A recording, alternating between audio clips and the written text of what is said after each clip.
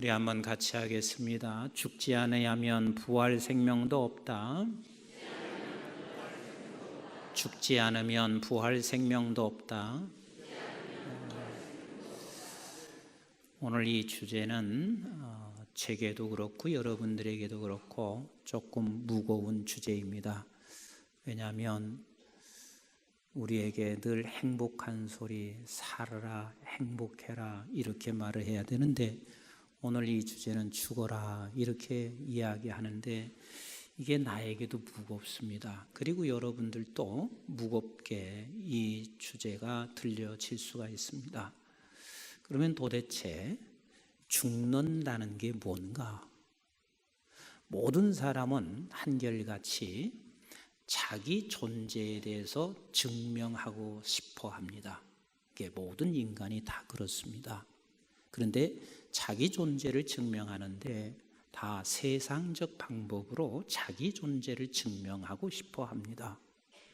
죽는다는 것은 내 존재를 증명하는데 세상적 방법으로 증명하는 게 아니라 하나님의 방법으로 자기 존재를 증명하는 것이 이것이 성경에서 말하는 죽는 것입니다. 그런데 이게 사실 그렇게 만만치가 않습니다. 자, 한번 생각해 보세요. 저는 이 교회 담임 목사입니다. 근데 저만 쏙 빼놓고 장로님들끼리 식사하시고 저는 쏙 빼놓고 그냥 끼리끼리만 있으면 내가 가만히 있을 수 있을까? 내 마음이 평안할 수 있을까? 절대 그렇지 않습니다. 나를 쏙 빼놓으면 내가 존재하고 있는 것에 대해서 증명이 안 되잖아요. 나 담임 목사인데 왜 나를 쏙 빼놔? 그래서 나는 속이 많이 상할 것이고 상해 있는 이 속을 나는 달래면서 어떻게 하면 담임 목사로서 존재를 증명할까? 그래서 나를 쏙 빼놓은 사람을 절대로 장로 안 시킬 거야. 나를 쏙 빼놓은 사람은 절대로 권사 안 시킬 거야. 그런 사람을 어떻게 시킬 수 있어? 나는 이를 갈고 내가 그렇게 할 것 같아요. 그런데다가 적당히 목회하지 아니하고 책임을 다하는 목회를 할 때는 더더욱 그렇습니다. 내가 책임을 다하면서 목회를 하는데 어떻게 내 존재를 이렇게 인정하지 않고 내 존재를 다 모든 사람들이 나를 무시해버릴까? 이 생각하면 견딜 수가 없습니다. 근데 가정에서도 마찬가지 아니겠어요? 저는 가정에서 저를 늘 이렇게 생각해요. 우리 가정의 기둥이야 이렇게 말하고 있어요. 그래서 내가 기분이 좋아요. 물론 짐이 돼요. 무거운 짐이지만 임 목사는 가정의 기둥이야. 그러면서 말은 그렇게 하는데 식사할 때도 나를 쏙 빼놓고 가. 이제 흰머리가 생기니까 늙었다고 해서 사실 저는 전혀 안 늙었잖아요. 내가 어디가 늙었어요? 그냥 보기만 조금 늙어 보일 뿐인데 근데 나를 쏙 빼놓고 본인들끼리만 가. 그리고 무슨 의논을 하는데도 나를 쏙 빼놓고 본인들끼리만 쏙닥거리고 있어. 그러면 내 존재감을 나는 이미 상실했다고 생각하고 내 존재를 드러내기 위해서 이렇게 얘기를 할 겁니다. 두고 봐라. 앞으로 절대 너희들 위해서 기도해 주나 보라. 내 속에서 내 존재를 드러내기 위해서 나는 세상적 방법을 쓸 수밖에 없는 그 수준의 사람이요. 내가 누구냐면 적어도 여러 성도님들 앞에서 앞장서서 가야 할 그런 담임 목사임에도 불구하고 내 수준이 거기밖에 미치지 못하고 있습니다. 여러분들은 안 그러신가요? 공동체 속에서 여러분들을 쏙 뺐습니다. 권사라는 공동체 속에서 나만 쏙 뺐어요. 그러면 여러분들은 가만히 있을 수 있습니까? 우리 메시아 성가대가 다 식사하러 가는데 자기한테는 연락하지 않고 자기만 쏙 뺐습니다. 그러면 가만히 있을 것 같습니까? 어떻게 해서라도 내 존재를 증명하기 위하여 투쟁을 할 수 있지 않겠어요? 오늘날 사실 모든 교회가 지금 문제가 어디 있냐면 죽지 아니하고, 다시 말하면 자기 존재를 증명하기 위하여 언제나 세상적 방법을 쓰기 때문에 교회는 분쟁이 일어납니다. 그래서 분쟁이 일어나면 싸우면 그 싸울 때 우리가 반드시 우리의 존재가 있다는 사실을 증명하기 위하여 법정에까지라도 가서 끝까지 싸우고 저를 죽여서라도 내가 살아내야 합니다. 이게 지금 교회라면 그 교회는 절대로 생명의 역사는 있을까요, 없을까요? 절대 생명의 역사는 없습니다. 지난주에는 우리 장로님 한 분이 오셔서 저한테 이렇게 말씀을 하셨습니다.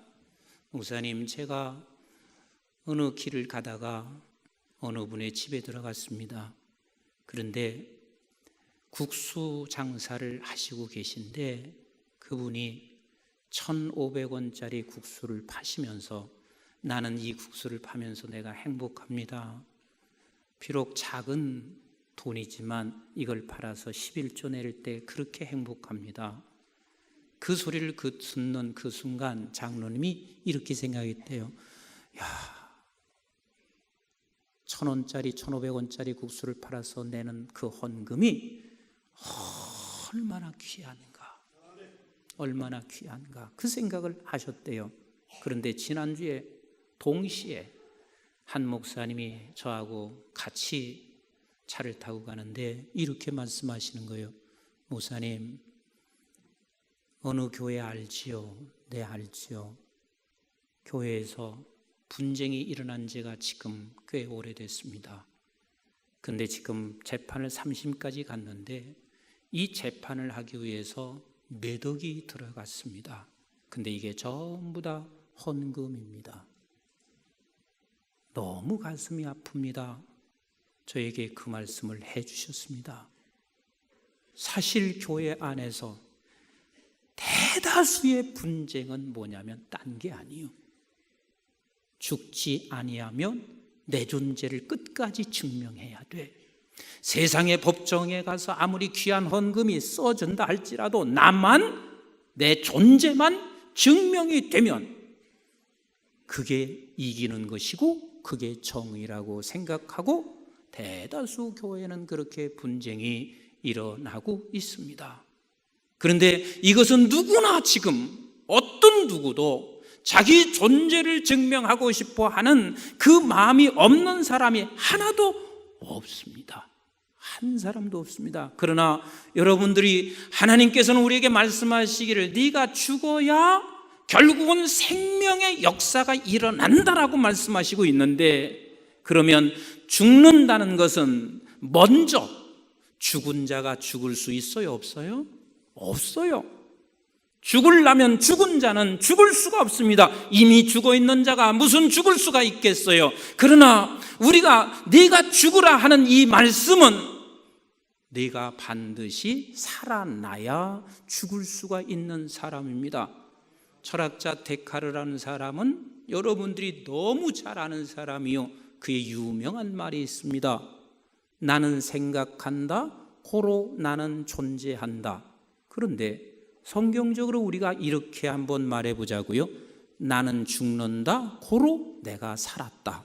우리 한번 같이 합시다. 나는 죽는다, 고로 내가 살았다.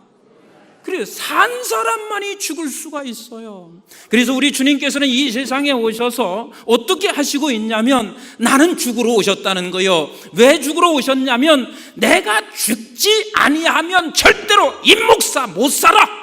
내가 죽지 아니하면 우리 교회 이 성도들이 살아갈 수가 없어. 내가 죽지 아니하면 인류가 살 수가 없어. 그래서 우리 주님께서는 이 세상에 오실 때도 목적이 뭐냐면 죽으러 오신 거예요.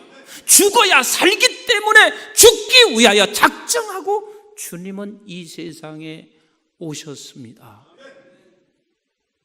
그런 주님께서 오늘 이 본문은 내가 죽어야만 너가 살 수 있음을 너무 명확하게 설명을 해 주시고 있는 이 본문입니다.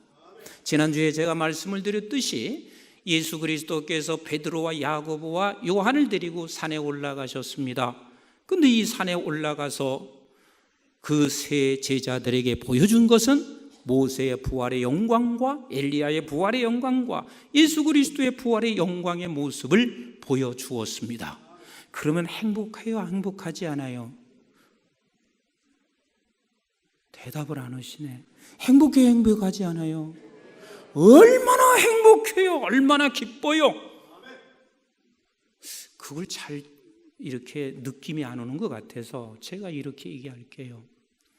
임석순 목사가 우리 교회 많은 성도들 중에서 셋만 딱 뽑았습니다. 세 사람만 딱 뽑아서 용마산 꼭대기로 올라갔습니다. 틀림없이 이 세 사람은 임 목사가 그 많은 사람들 중에서 매우 아끼는 사람, 용마산 꼭대기에 올라갔습니다. 용마산 꼭대기에 올라갔는데 거기서 부활한 원로 목사님의 영광을 보았습니다. 그리고 다음에는 부활한 담임 목사의 영광을 보았습니다. 그리고 옆에 부활하신 예수님의 영광을 보았습니다. 그 세 사람이 기분 나빠요? 좋아요? 얼마나 기분이 좋겠어요. 그래서 곧장 이렇게 말할 겁니다. 빨리 내려가서 뭘 하고 싶어요? 전해야지요. 빨리 내려가서 한국중앙교회 성도들에게 자랑하고 싶지 않겠어요? 나는 담임 목사님이 많은 사람들 중에서 셋을 딱 뽑아가지고 용마산 꼭대기에 올라가서 용마산 꼭대기에서 부활하신 원로 목사님, 부활하신 담임 목사님, 부활하신 예수님을 만났어 하고 전하고 싶지 않겠어요? 얼마나 전하고 싶겠어요? 베드로와 야고보와 요한이 빨리 내려가서 전하고 싶었습니다. 그래서 그 전하고 싶어하고 있는 저들의 마음을 주님이 이미 아시고 9절에 이렇게 말씀하시고 계세요. 9절 같이 읽어봅니다. 시작. 그들이 산에서 내려올 때에 예수께서 명하여 이르시되 인자가 죽은 자 가운데서 살아나기 전에는 본 것을 아무에게도 이르지 말라 하시니 그랬습니다. 자, 인자가 본 것을 전하기 전에는 아무에게도 이르지 말라. 여기서 지금 이렇게 말씀하시는 그 이유가 뭐냐면 네가 가서 아무리 자랑하고 네가 가서 아무리 본 것을 얘기한들 해도 아무도 알아듣지도 못할 뿐만 아니라 아무도 그것을 믿지도 않을 것이니 너만 바보스러운 사람이 되니 인자가 죽어 살아나기 전에는 이것을 말할 필요가 없음을 말하고 있습니다. 다시 말하면 인자가 죽어야 살아나게 돼서 산자만이 이것을 깨달을 수가 있어요. 산자만이 이것을 볼 수가 있어요. 그런데 이 말을 알 리가 없습니다. 그래서 제자가 예수님 앞에 이렇게 화가 나서 질문을 하는 거예요. 우리 10절 말씀을 보세요. 시작. 제자들이 물어 이르되 그러면 어찌하여 서기관들이 엘리야가 먼저 와야 하리라 하나이까? 서기관들이 말합니다. 엘리야가 먼저 와야 한다고 하는데 그러면 엘리야가 먼저 올 이유가 뭐가 있습니까? 엘리야가 먼저 와야 저들에게 지금 엘리야가 먼저 와서 이야기를 해주는 것처럼 우리도 가서 본 것을 이야기하고 싶습니다. 그랬더니 예수님께서 이렇게 대답하세요. 11절 12절을 같이 봅니다. 시작.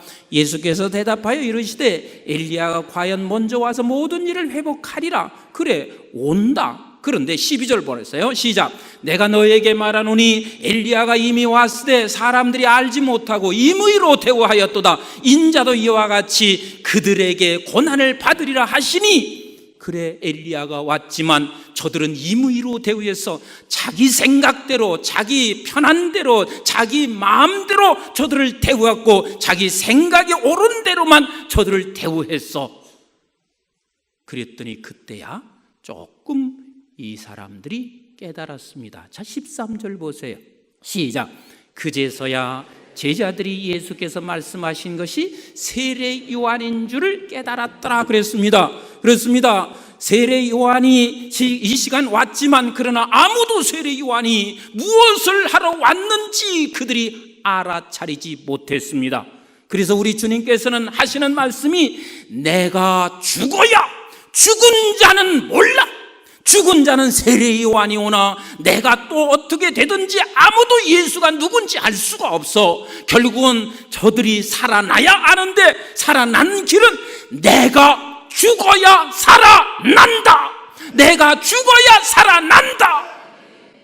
주님께서는 그래서 이 땅에 오시면서 오직 죽으러 오셨습니다. 저와 여러분들이 산자인 것을 믿으시면 아멘. 산자인 것을 믿으시면 아멘. 내가 살았다는 증거는 내가 예수 그리스도가 누구신지를 믿고 있다면 내가 살았다는 증거이며 그 살았다는 것보다 더 큰 은혜와 더 큰 축복이 세상에 어디가 있어요? 영원히 사는 자인데 아멘이신가요?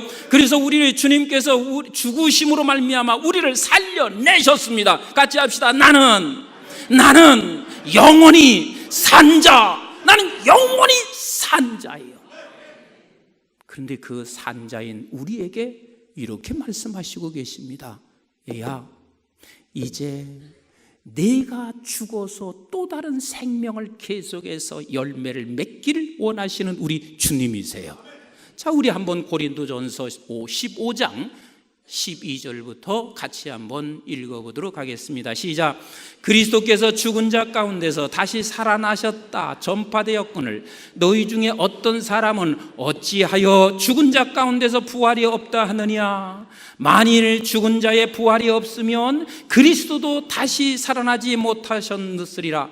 그리스도께서 만일 다시 살아나지 못하셨으면 우리가 전파하는 것도 헛것이요 또 너의 믿음도 헛것이며. 15절 시작. 또 우리가 하나님의 거짓 증인으로 발견되리니 우리가 하나님이 그리스도를 다시 살리셨고 증언하였음이라. 만일 죽은 자가 다시 살아난 일이 없으면 하나님이 그리스도를 다시 살리지 아니하셨으리라. 만일 죽은 자가 다시 살아나는 일이 없으면 그리스도도 다시 살아나신 일이 없었을 터이요. 그리스도께서 다시 살아나신 일이 없으면 너희의 믿음도 헛되고. 즉 우리가 믿고 있는 것은 예수 그리스도께서 살아나신 것을 믿었다는 이야기는 우리도 함께 살아난 존재입니다. 너희가 여전히 죄 가운데 있을 것이요. 18절 시작. 또한 그리스도 안에 잠자는 자도 망하였으리니 만일 그리스도 안에서 우리가 바라는 것이 다만 이 세상에 살 뿐이면 모든 사람 가운데 우리가 더욱 불쌍한 자니라. 그렇습니다. 예수로 말미암아 우리가 살아나지 않았으면 우리처럼 불쌍한 자가 세상에 어디가 있어요? 이날 와서 여기 앉아 계신 여러분들보다 불쌍한 자가 세상에 어디가 있어요? 그러나 예수의 죽음으로 말미암아 우리는 살아났습니다. 살아난 우리를 향하여 우리 주님께서는 이제 너가 함께 첫 열매가 돼서 우리 주님으로 말미암아 우리가 살아난 우리는 계속해서 그 열매를 맺어야 할 사명이 있어서 우리가 죽기를 원하시는 우리 하나님이세요. 그래야 생명의 역사가 일어나기 때문에 그렇습니다.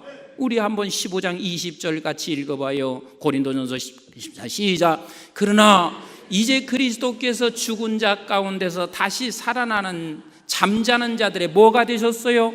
첫 열매가 되셨습니다. 그 첫 열매로 인하여 우리 모두가 다 살아났습니다. 그리고 우리는 또 다른 사람의 생명을 살려내기 위해서 우리가 죽어지기를 원하고 있습니다. 산자만이 죽을 수가 있습니다. 산자이기 때문에 우리는 당당히 죽을 수가 있으며 산자이기 때문에 우리는 다시 영원히 죽지 아니하는 것을 알고 생명을 살리는 걸 알기 때문에 우리가 죽을 수가 있습니다. 그래서 바울은 이렇게 고린도전서 15장 29절에 말씀하시고 계십니다. 같이 읽어볼까요? 시작. 만일 죽은 자들이 도무지 다시 살아나지 못하면 죽은 자들을 위하여 세례를 받은 자들이 무엇을 하겠느냐? 우리가 살아나는 죽은 자들을 살리기 위해서 죽는 것이 그것을 믿지 못한다면 세례받은 것이 무슨 의미가 있는가? 계속 조금 더 읽어봅니다. 30절 시작.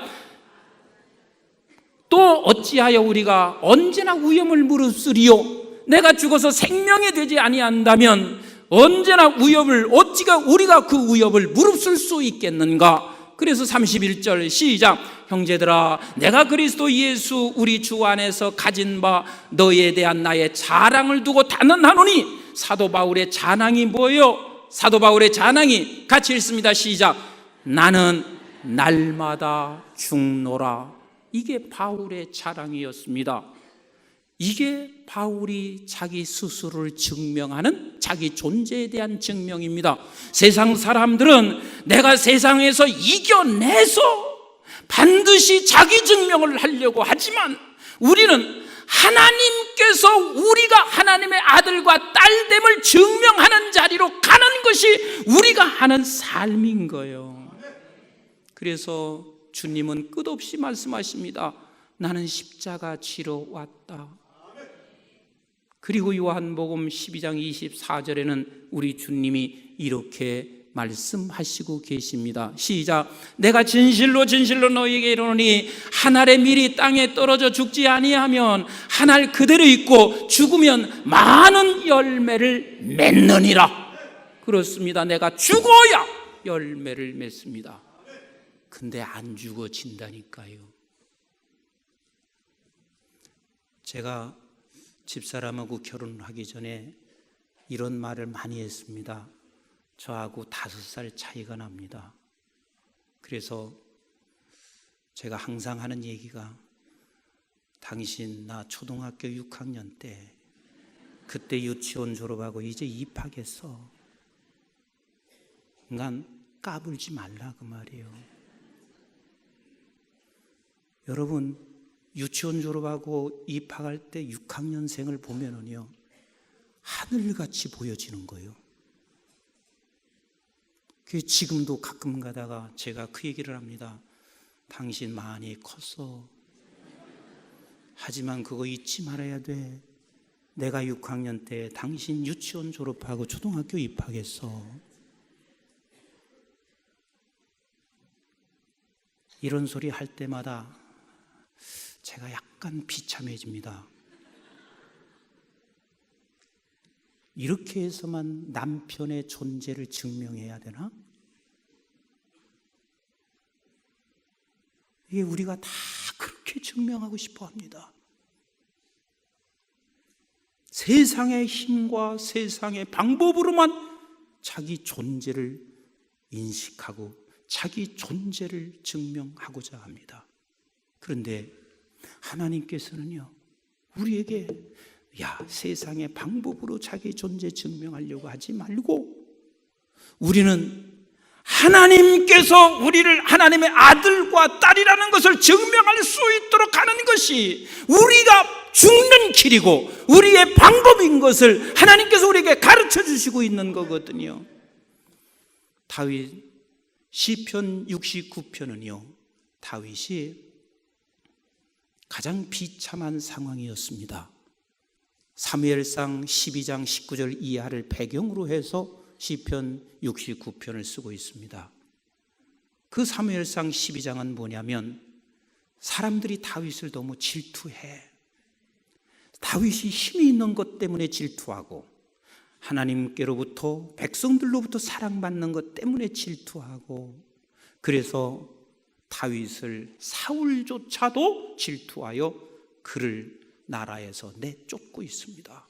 사울도 쿠데타도 일으킬 수 있을 것이고 내가 얼마나 힘 있는 사람인가를 증명하기 위해서 자기 군대를 모을 수도 있을 텐데 그는 블레셋으로 쫓겨가면서 하나님 앞에 이렇게 기도하고 있습니다.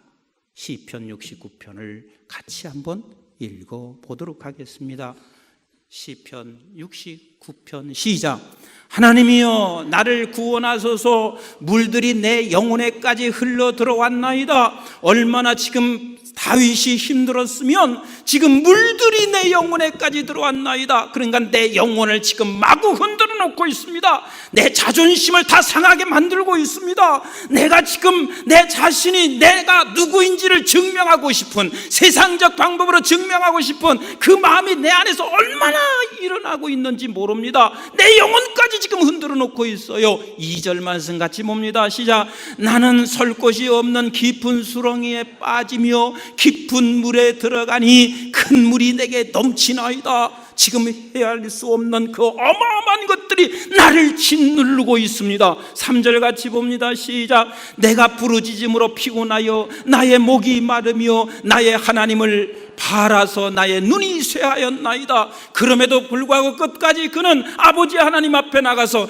자기가 지금 자기 세상적 방법으로 증명해내지 않고 있습니다. 끝까지 하나님 앞에 지금 부르짖어 기도했는데 얼마나 기도했으면 피곤하고 목이 마르며 내 눈이 쇠할 정도로 그렇게 됐는지 모릅니다. 자, 4절 같이 봅니다. 시작. 까닭없이 나를 미워하는 자가 나의 머리털보다 많고, 얼마나 많은 사람들이 나를 미워하면 내 머리털보다도 미워하는 자가 그렇게 많습니까? 이런 때 우리는 어떻게 합니까? 이런 때 모두가 다 내가 살아서 증명하는 자 되려고 하지 않습니까? 세상적 방법으로 세상의 사람을 동원해서 증명하는 것이 오늘날 우리 모습이 아닌가 생각해 보시자고요. 미워하는 자가 나의 머리털보다 많고, 시작. 부당하게 나의 원수가 되어 나를 끊으려 하는 자가 강하였으니 내가 빼앗지 아니한 것도 물어주게 되었나이다. 내가 잘못한 것도 없어요. 부당하게 지금 내가 모든 걸 다 빼앗길 상황이 됐단 말이요. 5절 계속 읽어봅니다. 시작. 하나님이여 주는 나의 우매함을 아시오니 나의 죄가 주 앞에서 숨김이 없나이다. 주 만군의 여호와여 주를 바라는 자들이 나를 인하여 수치를 당하게 하지 마옵소서. 이스라엘의 하나님이여 주를 찾는 자가 나로 말미암아 욕을 당하게 하지 마옵소서. 여기서 하나님만이 나를 증명시킬 수 있으니 하나님께 속한 자, 하나님의 아들인 것을 하나님이 증명시켜 주세요 하고 지금 부르짖는 거요. 7절 시작. 내가 주를 위하여 비방을 받았사오니 수치가 나의 얼굴에 덮었나이다. 8절. 내가 나의 형제에게는 객이 되었고, 다시 말하면 집안의 다윗은 아주 훌륭한 사람이요, 그러나 형제들이 다윗은 객으로 몰았습니다. 내쳤습니다. 나를 제외시켰습니다. 그리고 나의 어머니의 자녀에게는 낯선 사람이 되어버렸습니다. 이때 우리는 어떻게 하냐고요? 저나만 형제들끼리 전화도를 돌리다가 나만 쏙 빠졌습니다. 그러면 우리는 내가 객이 됐다고 생각하고 난 낯선 사람이 됐다고 해서 나만 전화 안 했어 하고 말하지 않습니까? 사진을 찍다가 자기 사진이 쏙 빠졌습니다. 나만 사진 쏙 빠졌어, 이렇게 하지 않습니까? 다윗이 그런 상황에서 자기 존재를 증명하기 위해서 세상의 힘을 쓰지 않아요. 세상 방법으로 하지 않습니다. 조금 더 읽어볼까요? 시작. 주의 집을 의하는 열성이 나를 삼키고 주를 비방하는 비방이 내게 미쳤나이다. 수없이 비방합니다. 10절 시작. 내가 곡하고 금식하였더니 그것이 도리어 나의 욕이 되었으며, 그 상황에서 내가 곡하고 금식하며 하나님 앞에 기도했는데 그것조차도 모든 사람들이 욕이 되게 하고 그것조차도 비난하고 있습니다. 11절 같이 읽어봅니다. 시작. 내가 굵은 배로 내 옷을 삼았더니 내가 그들의 말거리가 되었나이다. 내가 하나님 앞에 나가서 베옷을 입고 회개하는 마음으로 기도했더니 오히려 저들의 말거리가 되었습니다. 12절 보세요. 시작. 성문에 앉은 자가 나를 비난하여 독주에 취한 무리가 나를 두고 노래하나이다. 세상 사람들이 이런 모습을 바라보고 전부 다 노래하고 있습니다. 13절 봅니다. 시작.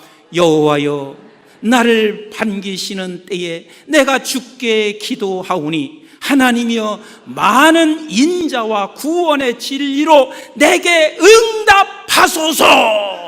내게 응답하소서. 끝까지 우리 하나님 앞에 나가서 하나님의 아들과 딸인 것을 하나님이 증거되게 하옵소서. 하나님이 내 존재가 하나님의 아들과 딸인 존재를 존재되게 하나님이 만들어주세요.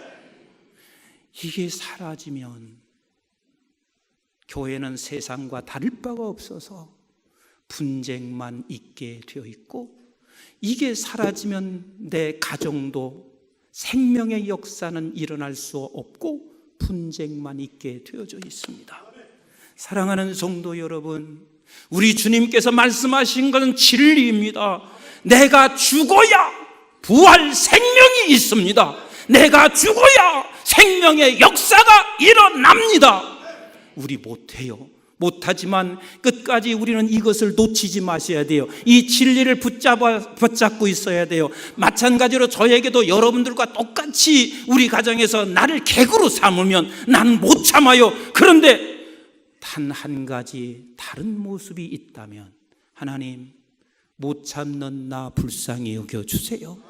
이것은 놓아서는 안 되는 것이기 때문에 내가 하나님 앞에 나갑니다. 아버지 하나님, 나를 하나님의 아들 때문에 존재의 증명을 하나님께서 해 주시옵소서.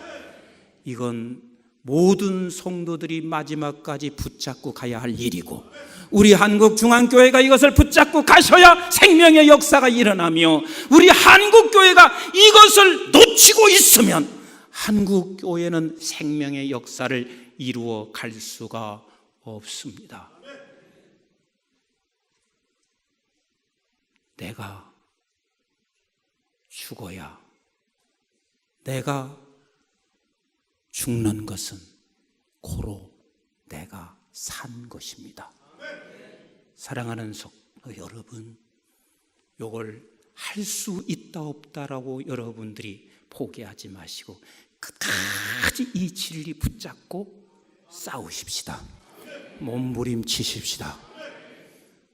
내 증명을 위해서 세상적 방법이 아닌 하나님 앞에 나가서 아버지께서 아버지의 아들과 딸의 증명됨을 우리 교회를 통해서, 한국교회를 통해서 드러나게 하옵소서. 이것이 우리의 기도가 되시기를 주님의 이름으로 축복합니다. 기도하겠습니다. 이 시간 우리 한번 합심해서 함께 기도했으면 좋겠어요. 하나님, 죽어야 부활 생명이 있습니다. 이건 변할 수 없는 진리입니다. 그래서 우리 주님께서는 죽으셨기 때문에 우리를 먼저 살려놓았고, 살려놓은 우리를 통하여 이제는 죽기를 원하지만, 그래서 하나님의 아들과 딸임을 증명되기를 원하지만 그렇게 못하고 있는 나 자신 포기하지 말고 끝까지 이것을 붙잡고 몸부림치며 아버지 앞에 나가서 하나님 앞에 기도함으로 말미암아 우리 한국교회가 하나님의 아들과 딸, 하나님의 교회라는 것이 증명되게 하옵소서. 우리 한번 합심해서 함께 간절하게 기도합니다. 사랑 많으신 아버지 하나님, 고맙습니다.